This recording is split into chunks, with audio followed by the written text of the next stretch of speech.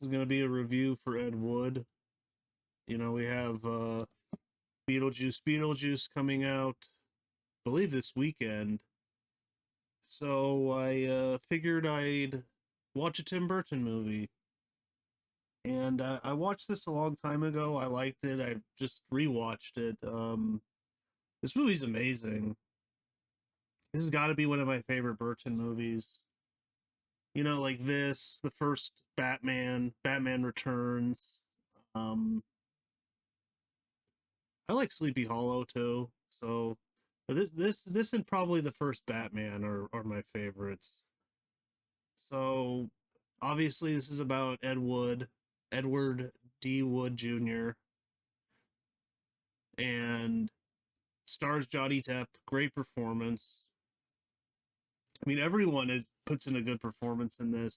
Johnny Depp, Martin Landau, who won the Oscar for it. Sarah Jessica Parker. Well, I'm not a massive fan of hers, but she's fine. Patricia Arquette, who's kind of the love interest later on in the movie. Vincent D'Onofrio as Orson Welles. Bill Murray as Bunny. So he he loves movies. He's been dubbed the worst director of all time. I don't know if he deserves that, but I have seen Plan 9 from Outer Space. I've seen the riff tracks of it. Um, it's it's bad, but I don't know. I don't know if he's the worst director of all time, but the riff tracks is pretty funny. So, yeah, this movie has great cinematography by Stefan Zupski. He also shot Edward Scissorhands, Batman Returns, and Child's Play 2. So, really solid cinematographer. I love the way that this movie opens with the camera zooming in on a house. You have it, beautiful black and white. You have the spooky old school music, which is done by Howard Shore. One of the few movies that it's not Danny Elfman. But another great score from Howard Shore. He does a lot of Cronenberg stuff. He did Lord of the Rings and the Hobbit movies.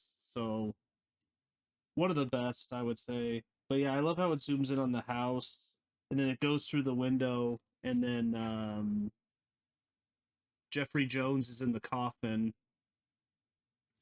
Which apparently a lot of Ed Wood movies started off that way.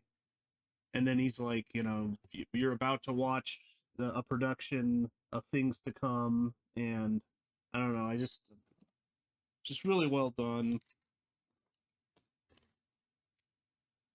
And Tim Burton is dating Sarah Jessica Parker, and he like kind of works for the studio. He like delivers props pretty much, and he's able to finally get a movie made because he likes to dress in women's clothes, and then he says he's not a homosexual, but he just likes to do it because it makes him feel closer to women, because he says that his mother used to dress him in women's clothes when he was a little kid because she wanted a daughter, and just ever since then it's just something that he does, and it calms him down, and he just enjoys doing it. So he likes Angora sweaters, and he gets wind that this movie, as he calls them, transvestites. I think it's about a transvestite. This movie would become Glenn or Glenda, which he would direct. And he goes to Mike Starr, who is the producer, who's in Dumb and Dumber, the gas man. Great actor. This movie's just full of really good actors. And he convinces him finally of letting him make the movie. The original title was like I changed my sex, I think. He changes it to Glenn or Glenda. He writes the script. he's thinking that he could make the movie because, and he even I think he tells Star that he dresses up in women's clothes and all that. So this gives him an insight into this world, and then Star like is kind of hesitant at first, but he finally convinces him. He meets Bella Lugosi just in it's like a corner, like they're selling coffins, and then he's lying down in one like Dracula, and then he comes up and he's like, "Oh man, you're Bella Lugosi." Great performance by Martin Landau, who would win the Oscar for this, and also Rick Baker for makeup. Kind of surprised that Johnny Depp isn't nominated for acting though, but oh well. I mean, I think the acting's great. I think the direction's great. It's beautifully shot. I mean, this guy shot Batman Returns. I think that's one of like the best looking movies ever. I'd say such a beautiful movie with him in winter in the snow. Um, Kind of like Dark Knight Rises. I think that's another gorgeous looking movie. But yeah, and he becomes friends with Bela Lugosi, and that helps him get the movie made. And then he finds out that Bela Lugosi is addicted to heroin, to morphine. So like no one really wants to hire him. He's all washed up. They say he's he's pretty much broke. So he makes basically like a couple movies with him, and that's pretty much the plot of the movie. Um, Bill Murray gives a great performance in the movie as Buddy Breckenridge, who was a real person, and he wants to get his sex changed. And he goes down to Mexico, and then he comes back, and he's like, "Was a disaster. The doctor was a hack." And he comes back with a mariachi band, and he says that they saved his life. Like I love the scene with him, um, when they're about to they all get baptized because a bunch of like a Protestant church, I think, funds the movie Plan 9 from Outer Space, which is hilarious. And then I love the scene when he's about to baptize him, and he's like, "Do you, you know, believe in Jesus and take him as your savior?" And it's just a performance Bill Murray gives when he's like, "Sure." I don't know. I almost wish he was in the movie more. Like he's not in it that much. He's just kind of shows up here and there. Wish he was in it more. That's kind of maybe a negative I have is because he's so good. You want to see more of him, um, but the relationship between Ed Wood and Bela Lugosi is great. You could tell like Ed Wood has a lot of respect for Bela Lugosi. He feels bad for him because he's this old guy. He has like almost no money. He said his wife left him, I think, a couple months before they met. So even his wife is like, she's like, I'm out of here. Probably because, he's addicted to morphine and you know, he just kind of does, he's not doing anything. No one's giving him movie roles. No one's offering him anything. So he gives him he does a couple movies with him. He does like a live play kind of or two. I think for like a live show. That scene's pretty funny when they want him to like ad lib, improv, and he just can't do it. And then the guy just like marches off the stage, and he's all pissed. There's a scene when Ed Wood is getting angry at the Protestants who are filming his movie because they keep changing things. And then Johnny Depp comes out and he's wearing women's clothes, and then they're all freaked out and angry about it, and they're like, take that off. And then he's like, I'm the director, like I get to make the decisions, and they're like, well, we thought this was more of a group effort. Um, he has Elvira in the movie too. Tor Johnson, well, I think actually was in Ed Wood movies, and they see him when he's wrestling, and he's like this huge guy, this very ugly guy, this huge wrestler, kind of like well, not as big, like Andre the Giant or something. And he's like, "Oh, you'd be great on screen." So he's in Plan 9 from Outer Space. It was originally called Grave Robbers from Mars, I think, or from Outer Space. And then the Protestants who are filming the movie get angry at him because they're like, "Wait, they're gonna grave rob?" And he's like, "The title is called Grave Robbers from Outer Space."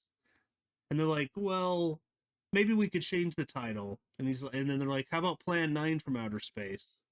And then later he's like, "Actually, that was a good idea to change it to that." I'd agree. It's different, the title, so it kind of stands out, I'd say. So, but then he marches off, and then he goes and gets a drink at a bar, and it just so happens that Orson Welles is there, who's like his hero. And then he sits down with him and he has a drink with him, and Orson Welles is like angry because funding fell through for one of his movies, and then Tim Burton's saying that the producers of this movie want to change everything, want to cast certain people in the movie, and without his approval. And then Orson Welles says, I'm making a movie now where they want Charlton Heston to play a Mexican man, which I think actually they did make. Um, so I don't know if that was an Orson Welles movie, but that scene actually never occurred. I mean, it seems pretty unbelievable, but that scene never occurred.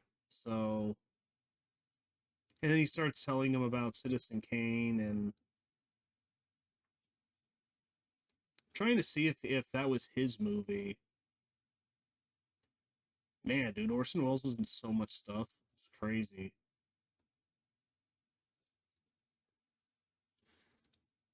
But yeah, so that scene never occurred. And then apparently Tim Burton was unhappy with the impersonation of Orson Welles. Tim Burton had his voice redubbed by Maurice LaMarche, who's a voice actor. He does a pretty good job. I actually thought it was like uh sound footage from Orson Welles. They just dubbed it, but this guy worked in Futurama, Pinky and the Brain, The Simpsons. And in The Simpsons, he played Orson Welles. So there you go. Futurama, he played Morbo, Keith Croker. So they just get like a veteran voice actor to do it. So on the trivia one day, Kathy Wood, Edward Wood Jr.'s wife, visited the set and asked to meet Johnny Depp. That day they were filming a scene where Wood would look really messed up, which made Burton nervous for what Kathy would think of the movie. When Depp exited his trail, she said, "That's my Eddie." The film cost more to produce than all of Edward Wood's films put together. So Tim Burton's movie. At the time, Johnny Depp was depressed about films and filmmaking. By accepting the part, it gave him a chance to stretch his acting talents.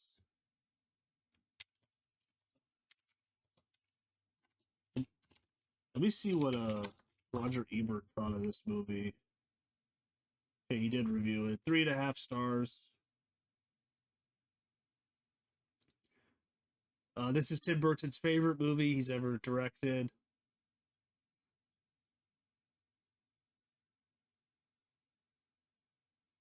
Tim Burton said that he was drawn to the story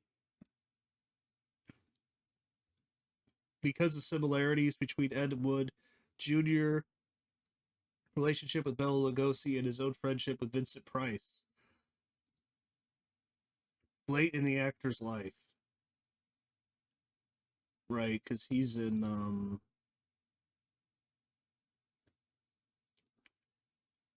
Edward Scissorhands. Yeah. Bela Lugosi Jr.'s chief objection to the film portrayal of his father was his speech, as his father was a classy man who never used foul language. This has been corroborated by others who knew him as well. Oh yeah, he like cusses, I think, when he talks about Karloff. He's angry at Karloff. And then later he says that he turned down the role of Frankenstein because he didn't think that the role was sexy enough. And as he says, Frankenstein is all just makeup.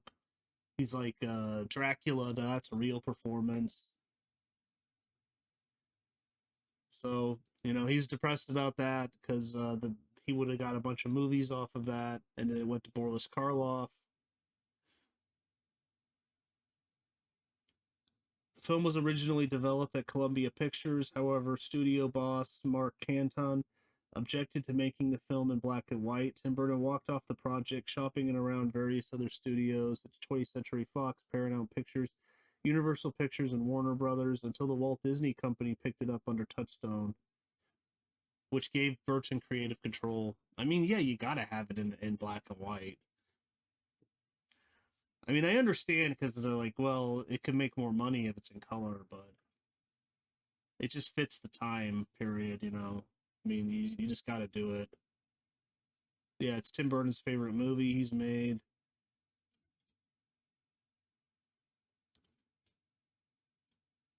Martin Landau's Academy Award for Best Actor in a Supporting Role for his portrayal of Bela Lugosi marked the first time in Oscar history that a performer in any category won for playing a movie star. A decade later, Cate Blanchett won Best Actress in a Supporting Role Academy Award for her portrayal of Katharine Hepburn in The Aviator.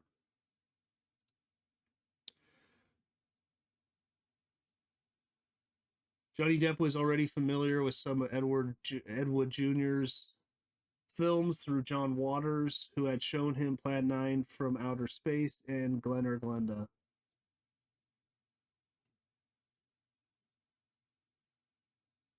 Martin Landau's face had to be painted unnaturally white in order for the black and white film stock to record it properly.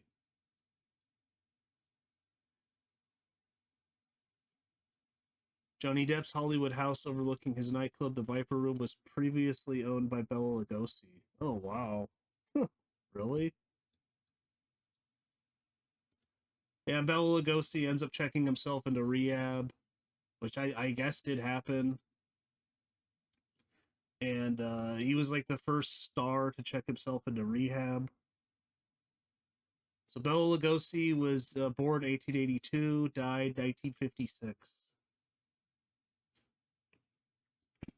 He was born in Lagos, Hungary, the Austria-Hungarian Empire. Now, now it's in Romania. Youngest of 4 children. During World War I, he volunteered and was commissioned as an infantry lieutenant. He was wounded 3 times. So I wonder if he died just like in the movie, where he checks himself into rehab. He has no insurance. He's broke. So after like a week or two, they kick him out, and he dies soon after that. And then Ed Wood films one last scene of him. Really nice scene where he walks out of his house, and then slowly smells the roses actually, and then walks away. And then he was going to film more for a movie, but then he died soon after. But then he made the whole movie around that one scene, which was smart. Sold the movie based on that. Bela Lugosi was in it, and then got I think his wife's chiropractor to play him and just shoot around him, and they only show half his face because the guy actually his bone structure did kind of look like Bela Lugosi, so that was really smart. I really like how Johnny Depp throughout this whole movie, like in the beginning, he's doing this play, and he's like it's press night, but then none of the press show up. But he's always positive. He always is positive. He always puts a positive spin on everything. Um, he never lets him get him down. He's always trying to make more movies. That he like lives for it. But yeah, but no press show up. But there is a review of the play. So that was kind of weird. It's like, well, no press show up, but then how do you do a review of it? But I don't know. But then he's like, see, and then the guy that's writing the review is like, this play is terrible and this is terrible. And he's like, but the costumes were very accurate and believable. So he's like, look, he's like, that's positive. And then he even uses that to get Glen or Glenda made,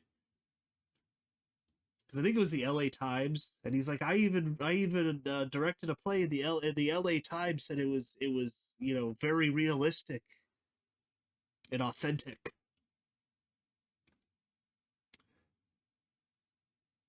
When Tim Burton approached Johnny Depp to star in the film, Depp agreed within 10 minutes. Yeah, you could tell he's having the time of his life. Apparently, Ed Wood didn't really talk like that though. He kind of has this weird accent, but he's playing it up for the camera.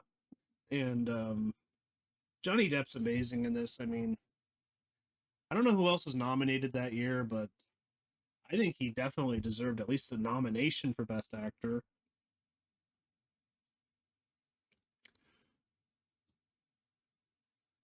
Johnny Depp developed a love-hate relationship with Angora sweaters. He jokingly told MTV that he learned too much about women's clothing while making the film, because Angora sheds profusely. Depp joked that in certain scenes, he may have inhaled more Angora than oxygen.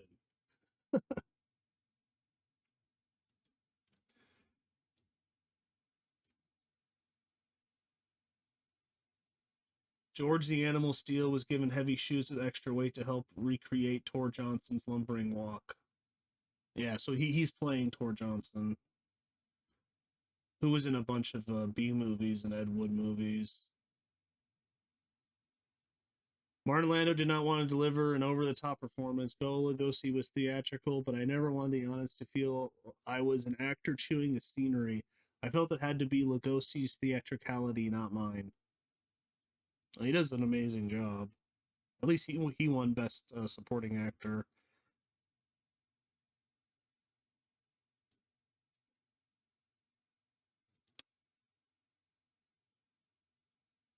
The role of Bunny Beckridge originally had very little dialogue, or Breckenridge, but was greatly expanded when Bill Murray was cast.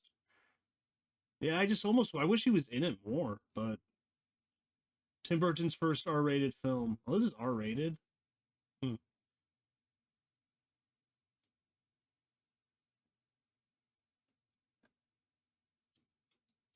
In a scene with Woods and Dolores, the camera angle showing the ceiling is similar to a scene in Citizen Kane. The very next scene, Woods stands in front of a poster of the same film.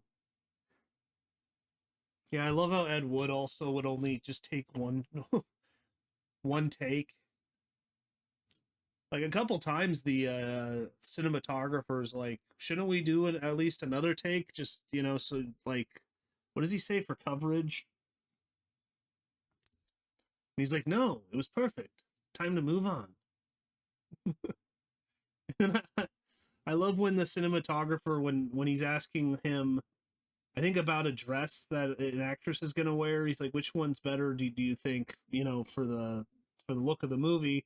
And the cinematographer's like, He's like, well, I don't know. Like, what does he say? He's like, oh no, is the red one better or the green one? And he's like, well, I can't tell the difference. He's like, what do you mean? And he's like, well, I'm colorblind. So he has a colorblind cinematographer working for him. It's kind of funny. I mean, I guess it's all in black and white, but still. Woods line, they're driving me crazy. These Baptists are stupid, stupid, stupid. Is modeled on a line from Plan 9 from Outer Space, in which Eros says, your stupid mind, stupid, stupid. The same line is heard the reenacted Plan 9 footage in the film's climax.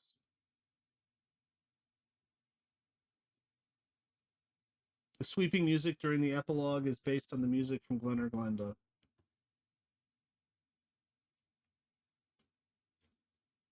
And yeah, he meets Vampira in he's trying to sell his movie to like investors. And he's begging her to be in the movie. She wants nothing to do with him. And then later she gets fired from her job and she agrees to be in Plan 9 from Outer Space.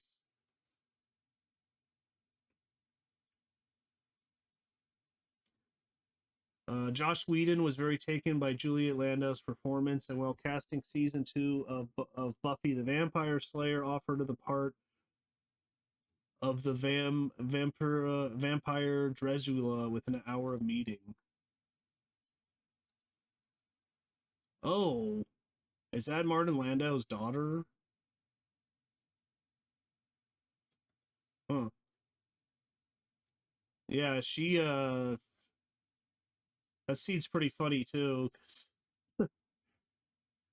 Johnny Depp thinks she has like tons of money, and then recasts her in the role of his wife, who that pisses his wife off. And then later, when they're shooting the scene, he's like, "Hey, I need the money. The guy's here. He wants the money." She's like, "I already gave you all my money." She's like, "I gave you the $300. It's all I have." So like, so then they get kicked out of the set. He's like filmed 10 minutes in the movie, but again, Ed Wood just keeps going, and he doesn't let it keep him down. He uses that to get the rest of the movie made because he shows it, and he's like, "We have 10 minutes of it made, so we just need like another 60, 70 minutes for the movie." But yeah, I really like the movie. Um, I'd probably agree with that 3.5 out of 4 stars. I can't really think of any negatives. I mean, I guess, yeah, I wish Bill Murray was in it more, but I just love Bill Murray. So, but yeah, apparently Ed Wood kind of had a dark, I mean, later in his life, like he was pretty much broke himself. He drank himself to death. Um, like he was sleeping on, friends' couches, apparently. And I think he was even shooting porno movies. So, I do think a great idea though would be, although it wouldn't be in black and white, I guess, but would be Ed Wood later in his life with Johnny Depp. You got to have Johnny Depp playing him. Maybe Tim Burton could return to direct. I hope Beetlejuice is good because I haven't really. I mean, I didn't see Dumbo, but I heard it was really bad. I don't know. For me, it's like the last. I mean, he hasn't made a good movie, in my opinion, in a long time. I don't even know what I would say is. I mean, I remember I liked that one where Johnny Depp was like a kind of like a serial killer barber, and it was a musical. I thought that was good. So maybe that's the last movie that I liked from him because I don't like his Willy Wonka. Um, I mean his Alice in Wonderland. I don't know. It's a lot of CG, and so I guess the barber movie with Johnny Depp was his last one. But I think that would be maybe a good movie. Is you know later in life, maybe like in 1960 until his death, and he's still making movies, and then he starts making porno movies. I don't know. I think that could be interesting, but I could see if Johnny Depp and him don't want to mess it up, make a sequel that isn't that good. So But yeah, Roger Ebert says Edward Wood Jr. must have been the Will Rogers of filmmaking. He never directed a shot he didn't like. Yeah, you could tell he just loves what he's doing. It takes a special weird genius to be voted the worst director of all time. A title that Wood has earned by acclamation. He was so in love with every frame of every scene, every film he shot that he was blind to hilarious blunders. Stumbling ineptitude in acting was so bad that it achieved a kind of grandeur. But badness alone would not be enough to make him a legend. It was his love of film sneaking through that pushes through him over the top. Wood's most famous films are Plan 9 from Outer Space, during which his star Bela Lugosi died and was replaced by a double with a cloak pulled over his face. Glen or Glenda, in which Wood himself played the transvestite title role, was widely known even at the time that Wood himself was an enthusiastic transvestite. And when Tim Burton, director of the Batman movies, announced a project named Ed Wood, I assumed it would be some kind of camp send up, maybe a cross between the Rocky Horror Picture Show and Sunset Boulevard. I assume wrong. What Burton has made is a film which celebrates Wood more than it mocks him, and which celebrates too the zany spirit of the 1950s exploitation films, in which a great title, a has-been star, and a lurid campaign were enough to get bookings for some of the oddest films ever made. It was a decade when there was still lots of drive-in movie theaters, cut price flea pits, and small town bijous that thrived on grade Z double features. The people who made many of those films have been hucksters and conmen, but they were not devoid of a sense of humor, and often their movies had more life and energy than their betters. America's theaters hadn't been centralized and computerized. You couldn't book 2,000 screens with a single keystroke, and Ed Wood could thrive. Burton's career has always shown a fondness for touching outsiders like Beetlejuice and Edward Scissorhands, Batman, and Jack Skellington. In Ed Wood, he gives us a hero who is not merely an outsider, but one who attracts even more desperate cases to himself. Played with warmth and enthusiasm by Johnny Depp, Wood is a great guy who simply must make movies and who is bedazzled by Hollywood legend that he mistakes poor Lugosi, long past his prime and mired in drug addiction, as a star. Oh yeah, if you could smash that like button, that'd be great. Really helps the channel. There are others in his orbit.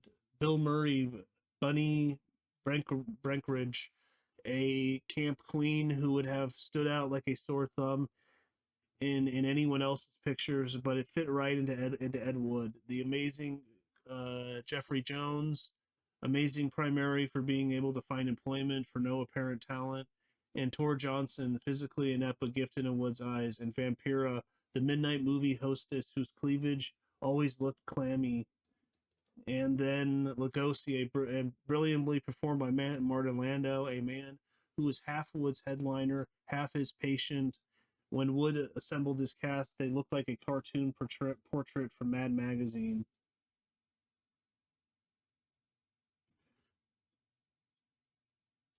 The movie's black and white photography convincingly recaptures the look and feel of the 1950s sleaze, including some of the least convincing special effects in movie history. There is also a running gags involving Wood's ability to write almost any piece of stock footage into almost any script. At the heart of the movie is Wood's friendship with Lugosi, a man he truly adores and who comes to depend on him. We see Lugosi alone and lonely in a flimsy little tract house, inhabiting the deepening gloom of his obscurity and addiction. His first scene in the movie shows him trying on a coffin for size, and Wood is able to lift the gloom, if only briefly, in a final series of roles which gave him double immortality as the star of some of the best horror movies ever made, and then some of the worst. So, yeah, that's just some of the article, but yeah, I really like the movie. Check it out. Hopefully, Beetlejuice is good. Maybe I'll watch Beetlejuice and review it, but yeah, that's about it. And I'll see you next time.